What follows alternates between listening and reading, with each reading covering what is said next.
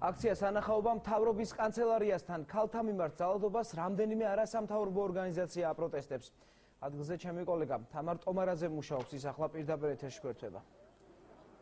აქციის მონაწილეები ამ დრომდე რჩებიან მთავრობის კანცელარიასთან, აქ არიან შეკრებილი ადამიანები და მათი უმეტესობა კი არის მანდილოსანი, რომლებიც აპროტესტებენ მამაკაცის მიერ ქალთა წინააღმდეგ ძალადობას. დღევანდელი საპროტესტო აქციას ჰქონდა სიმბოლური წარმოდგენის სახე, ეს იყო მდუმარე პროტესტი ჭურჭლის ხმაურის ფონზე. დიახ, აქციის მონაწილეებმა აქ მოიტანეს სწორედ სხვადასხვა ნივთები სამზარეულოდან და ამ სახით მათ მოახდინეს იმის დემონსტრირება, რომ ქალები მხოლოდ სამზარეულოსთვის არ არიან შექმნილები. მოგვიანებით აღნიშნული ნივთები აქციის მონაწილეებმა უკვე დაალაგეს მთავრობის კანცელარიის შესასვლელთან, მათ ამ ფორმით მოუწოდეს მთავრობის მეთაურს, რომ დროულად მოახდინოს სახელმწიფომ რეაგირება იმაზე, რომ ქალთა უფლებები იყოს მაქსიმალურად დაცული.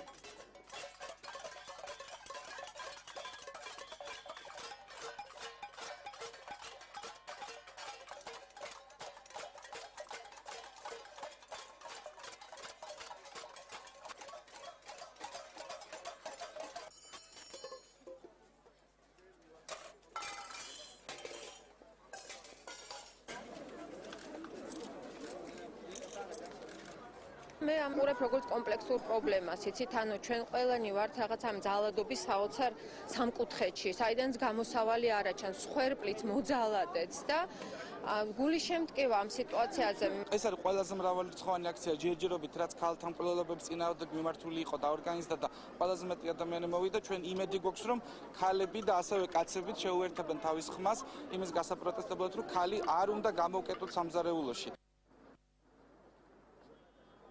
აქციის ორგანიზატორები აცხადებენ, რომ პროტესტი ამით არ სრულდება, ისინი აპირებენ, რომ საპირე განაგრძონ მომდევნო დღეებშიც აქციის მონაწილეები მოუწოდებენ მანდილოსნებს, რომ დუმილის ნაცვლად ხმა მოიღონ და გააპროტესტონ მამაკაცების მხრიდან ქალთა მიმართ ძალადობა.